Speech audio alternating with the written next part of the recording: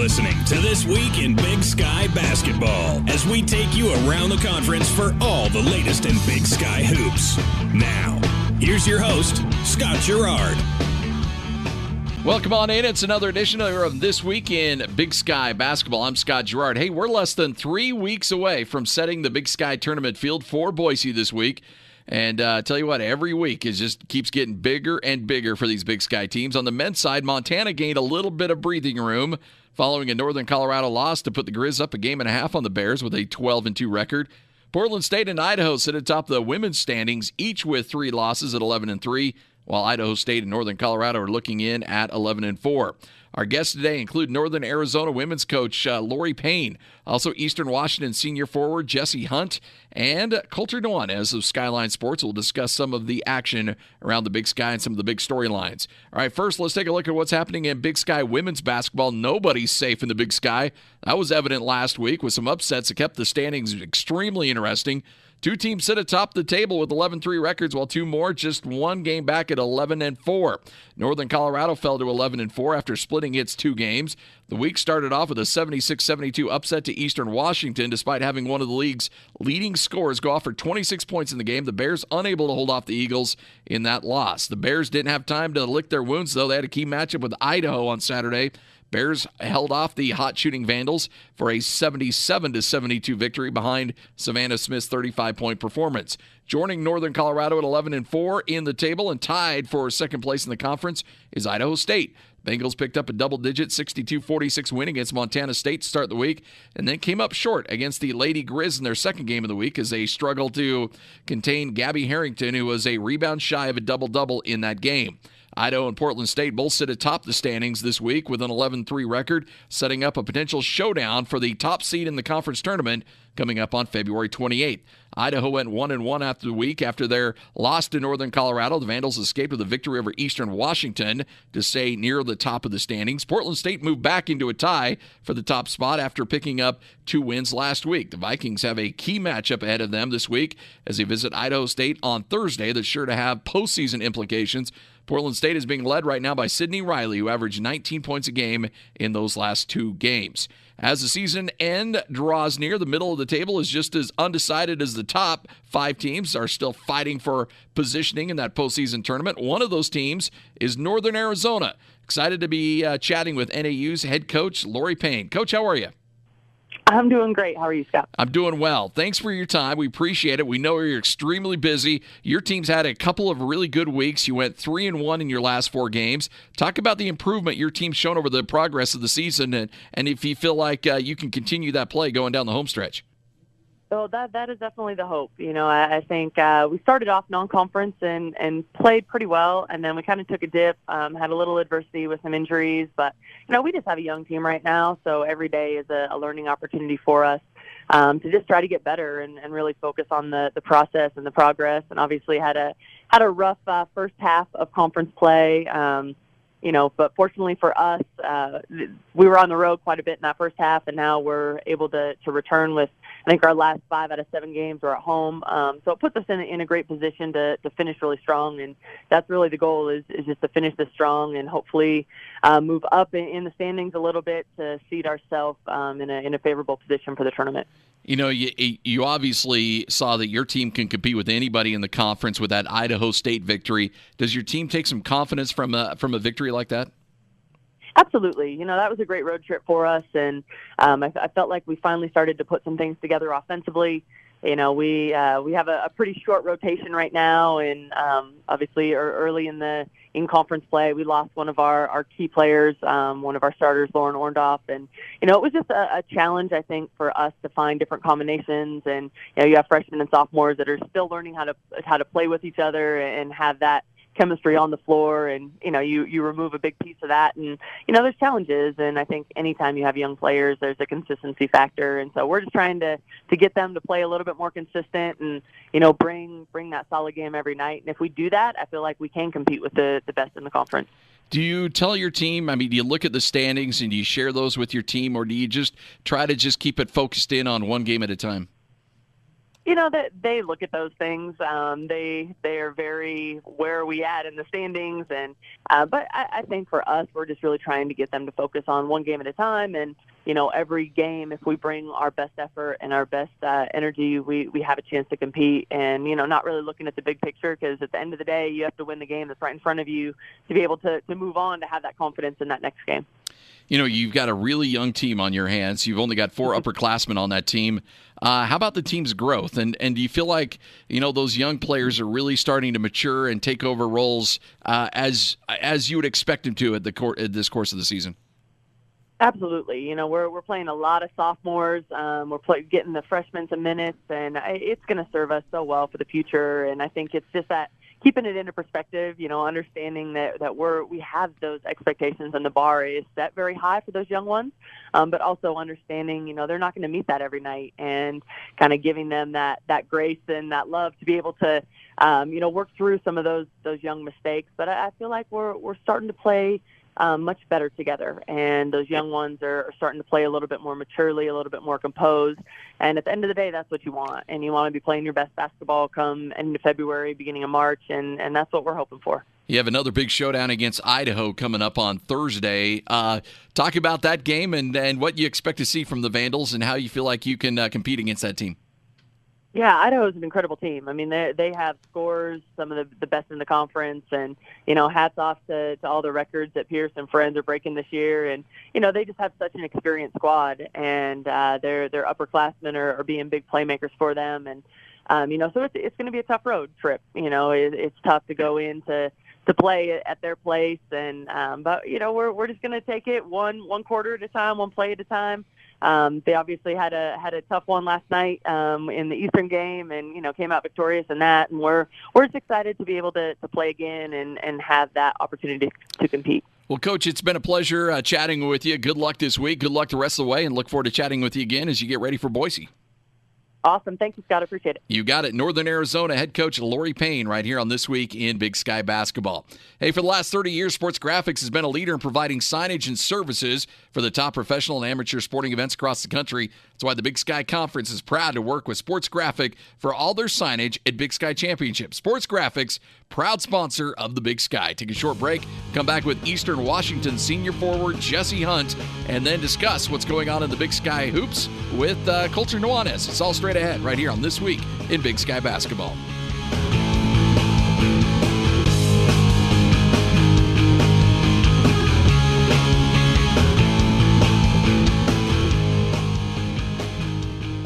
CenturyLink Arena plays host to the 2019 Big Sky Men's and Women's Basketball Championships in Boise. Postseason college basketball is back in Boise, and we have your front row seat to the event. The women's tournament will be held March 11th through the 15th, while the men's championship will take place March 13th through the 16th. The wait is over. 22 teams, 20 games, 2 champions. Don't miss your chance to buy tickets for this fun-filled week of basketball. Tickets are on sale now at BigSkyInBoise.com. Traveling to watch your favorite team, or do you just need a weekend away? Let My Place be your place for both. My Place Hotels is proud to be the official hotel of the Big Sky Conference. And now you can use booking code BIGSKY19 to receive 19% off your stay at myplacehotels.com. You're listening to This Week in Big Sky Basketball.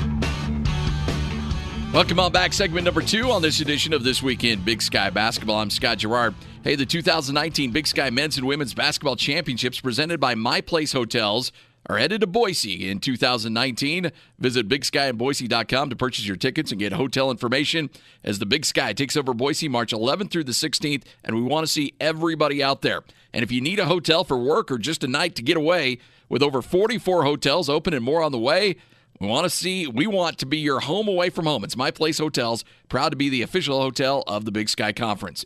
All right, let's take a look on the men's side in Big Sky Hoops. Montana extended its winning streak to 9 games last week. They're now 12-2 in Big Sky play and increased its lead over the rest of the conference. The Grizz took down Weber State and Idaho State on the road behind the play of reigning Big Sky Player of the Week, Saeed Pridgett, who averaged 25 points and 11 rebounds per game on the week. Despite a 1-1 week, Northern Colorado remained in second place in the league at 11-4 as the Bears defeated Idaho and then lost to Eastern Washington on the road.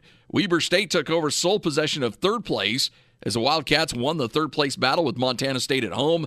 They're now 10-5 in league play. Jarek Harding averaging 29 points per game on the week with a 30-point performance against Montana.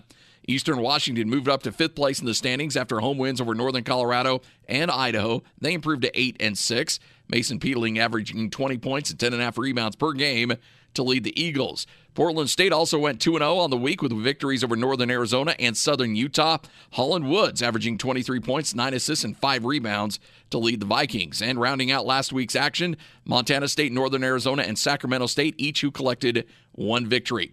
We're joined now by one of the big reasons Eastern Washington has been on a run as of late, senior forward Jesse Hunt. Jesse, how you doing, man? Good, thank you. How are you? I'm doing well. Hey, injuries have been a problem for your teams for a good chunk of the season, but you guys really fought through that adversity and now are putting yourself in a good position to climb up the standings with just a few weeks left. What's been the mindset getting through kind of the ups and downs, the roller coaster of this season? I think we knew from the beginning we had a team that could, potentially win this league, in the tournament, and it was tough at the beginning. I was just coming back from injury, and Mason was out, and Jacob was just getting back from injury, and so to have the team back and to be playing the way we are the last few games, it's been huge for us, and our mindset was just to never really give up and just keep pushing and keep going. Yeah, you mentioned you dealt with that foot injury as well. How difficult was it to stay positive during that stretch? It was hard. At the beginning, when I heard it last year, it was tough because I was playing well and the team was playing really well, and finally found a little bit of a groove, and then that happened, and it took a few months to finally decide that I needed surgery on it and to get that all fixed, and so it was tough for me, but I just had to keep my head up and keep pushing. So you're originally from Australia, but you played your high school ball in California. What was the process like that brought you to the United States? And then what was it about Eastern Washington that said that's where you wanted to play basketball? Yeah, so my dad's from America, so he decided that if me and my brother wanted to pursue college basketball and potentially further on than that, we'd have to move from where we were living in Australia and come over to where he played high school ball at, and and then when Coach Hayford saw me play, and he offered me at the elite camp in Cheney, and he was my first offer and only one of two, and then that was kind of the decider there. I fell in love with Cheney. I fell in love with the environment and that when I came on my visit, and that's when I decided to come here. Well, it's got to be nice. You got a couple other Australians, Mason Peatling, Jack Perry. You got to play alongside those guys. You have a little bit of a bond there based on your nationality. Yeah, a little bit. There's certain slang and stuff that we say that the other guys are starting to pick up on. But yeah, I mean, I was just talking the other day about that me and Mason really. This is the first time we've really gotten to play together. My sophomore year, we were switching off minutes, and then last year when I was hurt, he was playing, and then when he was hurt, I was playing. So it was, we never really got to play with each other, and now we get to start together, and we've been playing well. So it's pretty cool to do that. Coach Leggins moved into that head coaching role last season. What's it like to play for a coach like that? I love it. He gives us freedom. He's just been a great coach to me. He knows how to coach me right, and just we've become we've got a great bond, and where we can talk to each other about anything, and he's just such a great guy. I think he's done a great job since he's taken over, and hopefully we keep having success this year for him, and then he has a lot of success in the years to come. You're going to be road warriors over the last stretch here on the regular season. You play 4 out of your last 6 on the road. What do you guys need to do to make sure you're playing your best basketball going into Boise for the conference tournament? Just keep going. I mean, we've had a tough run on the road this year, but we've been there. We've been really close. We had Montana State. We lost that one. We could have beat Montana at their place last week, and just knowing that we can stick around with those teams at their place and those crowds. I think we have a lot of confidence that we can go into these next few road games and pull these ones out. So we just got to keep our bodies right, keep our minds right, and just go and try and get these wins. Jesse, congratulations on the career there at Eastern. Keep it rolling, and look forward to catching up with you again here very soon. All right, thank you very much. You got it. Jesse Hunt, Eastern Washington senior forward, joining us right here on This Week in Big Sky Basketball. When we come back, we'll preview the week ahead in the Big Sky Conference. We'll also have a visit with Colter Nuanez of Skyline Sports, and we'll let you know where you can find all the games on Big Sky coming up this weekend. It's all straight ahead. You're listening to another edition of This Week in Big Sky Basketball.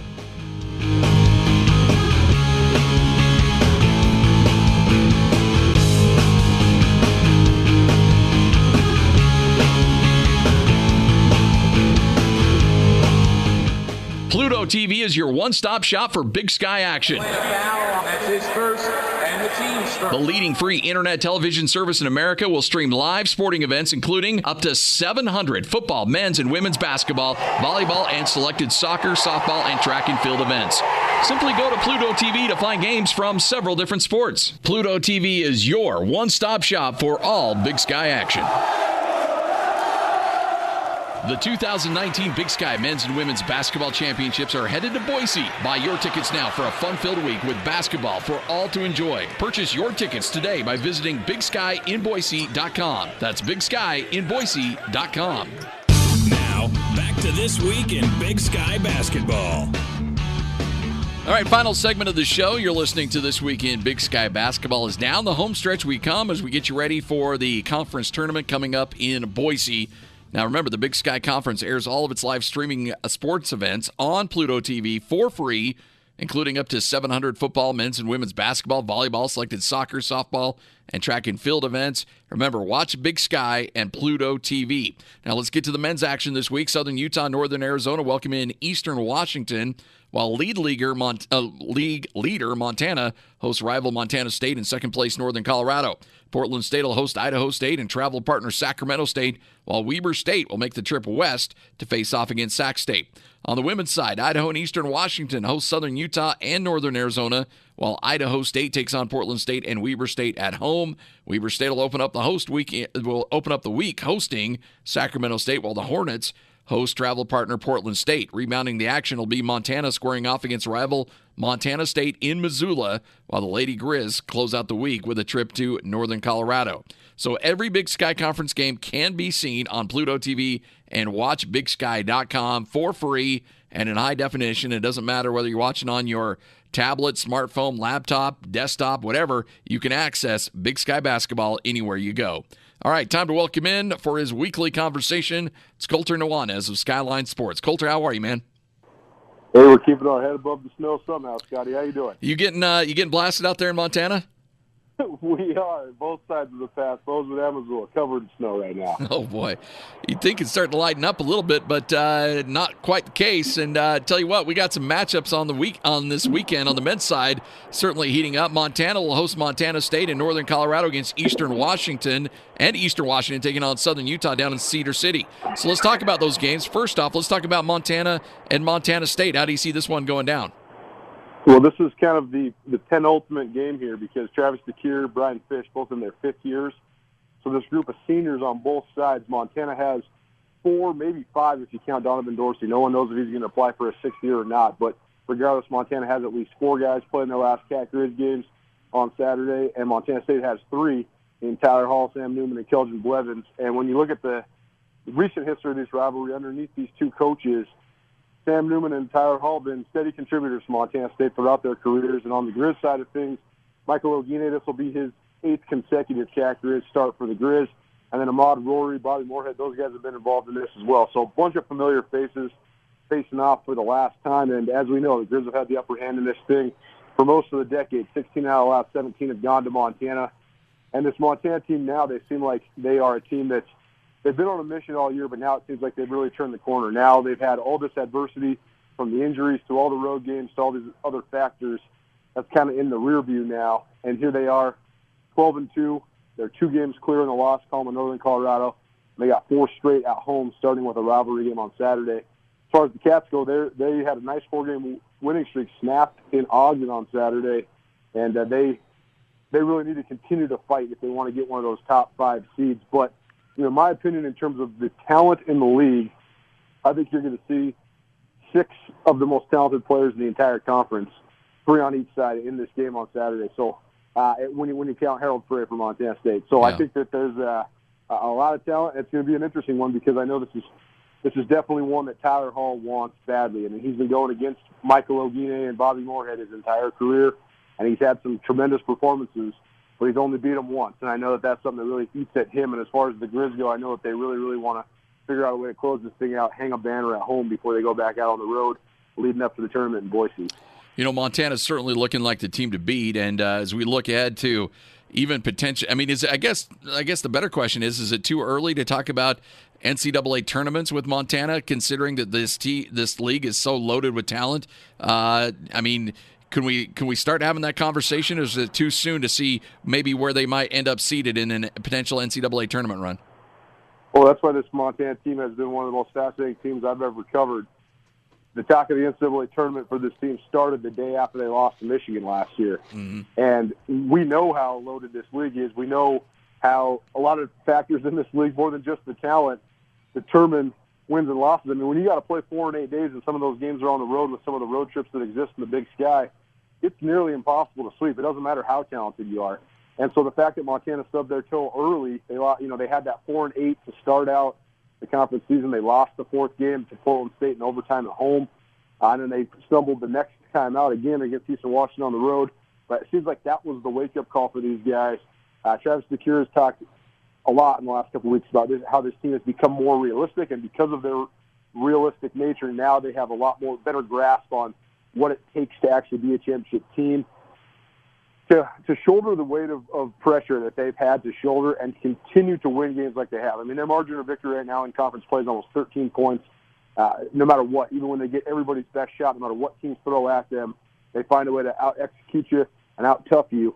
And so I do think it's realistic to talk about this team. I mean, honestly, from a Big Sky Conference perspective, internally, it's great for any team to represent the league. But externally, if you're talking about representing the league on a national level, Montana's the best team in the league, and that's the team that the league needs to go to the NCAA tournament, because that's the team that will represent the league on a national scale the best. So I do think that it's a little bit early. I guess Montana still has a lot of business to take care of. They still have to take care of Montana State at home. They still got to play a really tough Northern Colorado team.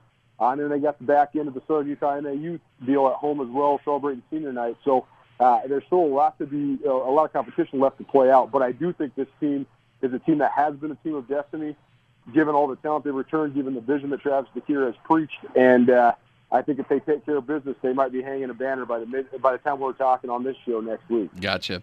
On the women's side, certainly no team is safe in conference play. We saw how vulnerable teams can be up atop the conference. How do you think the rest of the regular season is going to shape up, or is it really tough to look in the crystal ball and see how this thing's going to play out? Well, last night in Cheney was kind of a microcosm of just how crazy this league is. You have a back and forth. It looks like Eastern Washington hits the game winner with a second to play. Then all of a sudden, Michaela Ferenz hit the game winner, but then it looked like it was after the clock. But then they decide the clock hasn't started yet. And after a bunch of review, probably 10 minutes worth of review, they decide the shot is good. Idaho wins. Idaho stays in first place. So I think that the clear-cut top 4 remains the same with Idaho, Idaho State, Portland State, and Northern Colorado. The battle for that 5th seed is the fascinating one when you got Eastern Washington, team that's proven they can beat anybody, but has been a little bit up and down.